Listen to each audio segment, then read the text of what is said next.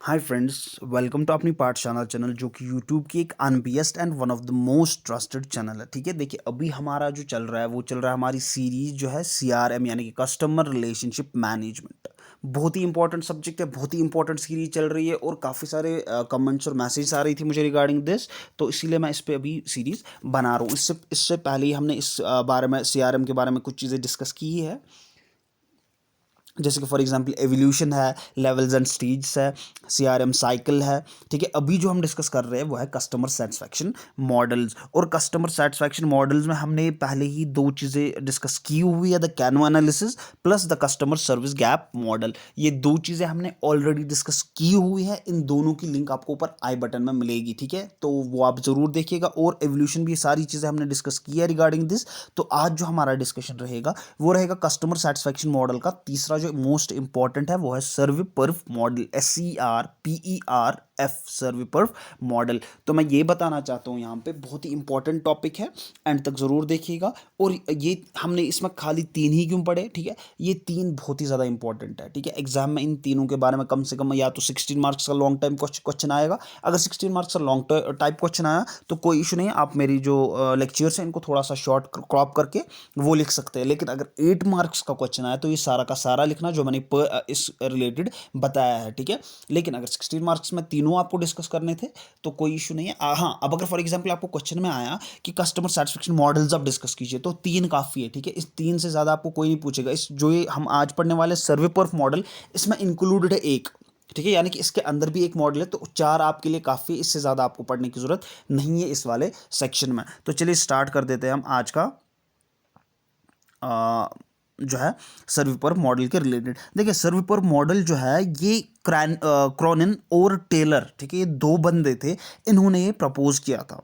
ठीक है, तो ये क्या कर रहा था, propose that perceptions of performance are the only criteria to measure and define service quality. ठीक है, इन्होंने कहा कि आपको जो फॉर एग्जांपल जो परसेप्शंस है, परसेप्शंस ऑफ परफॉर्मेंस है, ये खाली एक ही क्राइटेरिया है जिससे आप मेजर और डिफाइन कर सकते हैं सर्विस क्वालिटी। ठीक है, और इन्होंने इसके बाद क्या लाया, इस समस्या को हल करने के लिए इन्होंने क्या लाया, सर्विपर्फ मॉडल। ठीक है, सर्विपर्फ मॉडल का अगर मैं आपको सिंपल एक लाइन में बता दूं तो ये परसेप्शन माइनस एक्सपेक्टेशंस है।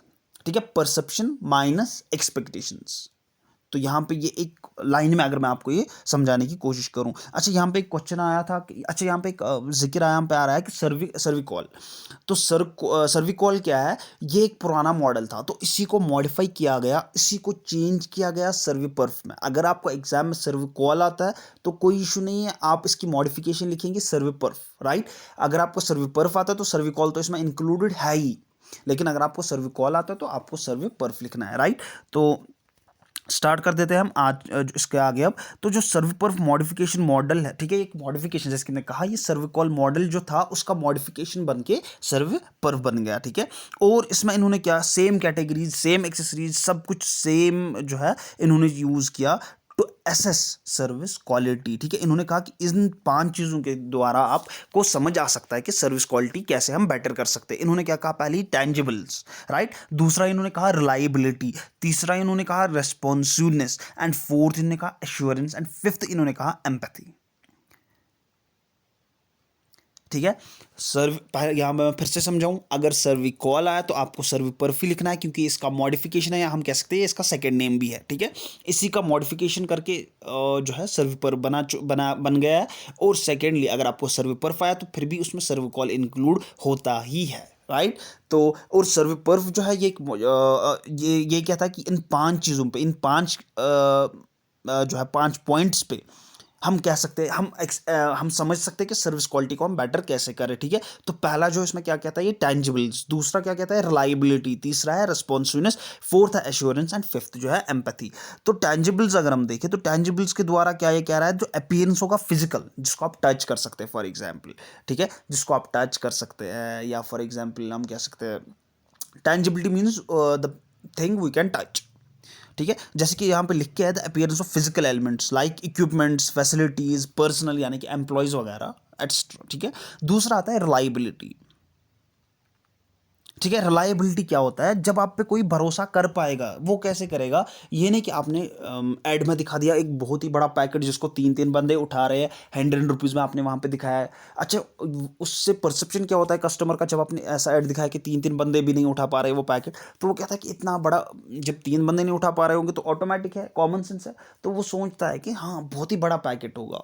तो जब वो ऑर्डर करता है तो वो वहाँ पे देखता है 100 रुपीज़ में एक सैशे होता है वो, तो वो दोबारा का सवाल ही नहीं है, वो दोबारा कभी, और हो सकता है अगर आपने रिटर्न पॉलिसी रखी भी होगी तो वो वापस रिटर्न करेगा। अगर रिटर्न पॉलिसी नहीं रखी होगी तो मोस्ट प्रोबेबली 99.99% चांसेस है कि वो दोबारा ना ही आपसे कुछ खरीदेगा, और अपनी जो फैमिली और फ्रेंड्स है उसके, उनको भी कहेगा कि इस कंपनी से, इस ऑर्गेनाइजेशन से दोबारा हमें नहीं खरीदना है कुछ। क्यों? क्योंकि इसने हमें ठगा है। तो रिलायबल हमें होना है, ठीक है। पहले हमें टेंजिबल होना है, हमें अपने ऑफिसेज रखने हैं, हमें अपने एम्प्लॉयज़ रखने हैं। अच्छा, टाटा अगर फॉर एग्जांपल या अमूल अगर हम देखें, तो अमूल हम क्या कहते हैं, अच्छा अमूल ऐसे ही होता है कि मक्खन बेच रहा है, बट हमें पता ही नहीं होता अमूल क्या है एक्चुअली। अमूल का कोई ऑफिस भी है, क्या अमूल का कोई एम्प्लॉय भी है? तो इसीलिए हम कह रहे हैं कि टेंजिबल होना चाहिए। दूसरा जो है रिलायबल होना चाहिए। तीसरा जो है रेस्पॉन्सिवनेस, यानी कि the willingness to help customers, ठीक है। ये आपको एमबीए में एक बेसिक एलिमेंट है जिसको हम कहते हैं पिलर ऑफ एमबीए, वो है रेस्पॉन्सिवनेस, या आपको हेल्प सिखाती है कि कस्टमर्स के साथ आपको डील कैसे करना है। अभी कस्टमर ज़रूरी नहीं है कि आपको रेडा लगाना है, कुछ लगाना नहीं। आपके कस्टमर हो सकते हैं, अगर फॉर एग्जांपल आप B2B में हैं तो आपके कस्टमर वहाँ से ऑफिसर्स वगैरह होंगे। अगर फॉर एग्जांपल आप किसी और आप एंटरप्रेन्योर है तो आपके कस्टमर वहाँ पे डिफरेंट होंगे। अगर आप फंड रेज करने जा रहे या सीड फंडिंग करने जा रहे हैं तो वहाँ पे आपका जो कस्टमर होगा वो आपका अपोनेंट होगा। तो कस्टमर इन द सेंस यहाँ पे जो भी आपका अपोनेंट होगा, आपको उनके साथ कैसे डील करना है, ठीक है। There can be rivalry in business but not enemy, वहाँ पे कोई नहीं रहता, ठीक है। जैसे कि मैंने कहा, the willingness to help the customers and provide prompt services, ठीक है। और फोर्थ जो है एश्योरेंस, ठीक है, the knowledge and courtesy of the employees and their ability to convey trust and confidence, ठीक है। और फिफ्थ जो है वह empathy, easy access, good communication. पहले जब भी एमबीए का बंदा कोई भी कहीं पे भी जॉब करेगा, वहाँ पे एक ही चीज़ उसमें देखी जाएगी कि गुड कम्युनिकेशन है या नहीं। बाकी तो आपका डिग्री बाद में देखेंगे कि डिग्री है या नहीं, बट पहले देखेंगे कम्युनिकेशन, इसकी स्किल्स कैसी है, ठीक है, और एक कस्टमर को कितना अंडरस्टैंड कर पा रहा है। और यही दो चीज़ें बहुत ही ज़्यादा इंपॉर्टेंट है as far as sales and marketing is concern, ठीक है।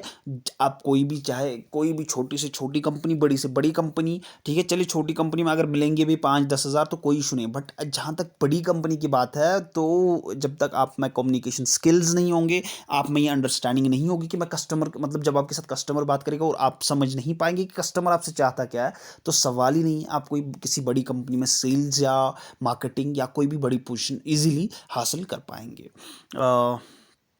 तो हमने यहाँ पे क्या पढ़ा, जो सर्विपर्क मॉडल है इसमें हमने पढ़ा कि ये क्रॉनिन एंड टेलर ने प्रपोज किया था, ये मॉडिफिकेशन है सर्विकॉल मॉडल की। और इसमें 5 पॉइंट्स हमने पढ़े, tangibles, reliability, responsiveness, assurance and empathy. तो उम्मीद है आपको ये वीडियो पसंद आई होगी। लाइक, शेयर और सब्सक्राइब ज़रूर कीजिएगा। और अगर आपको कोई भी डिफ़िकल्टी आ रही है ये समझने में, कोई भी कॉन्सेप्ट समझने में डिफ़िकल्टी आ रही है, तो आप मुझे कमेंट सेक्शन में ज़रूर बोलेगा, ताकि मैं आपको फिर से कुछ ईजी वे में समझाने की कोशिश करूँगा। Thank you so much.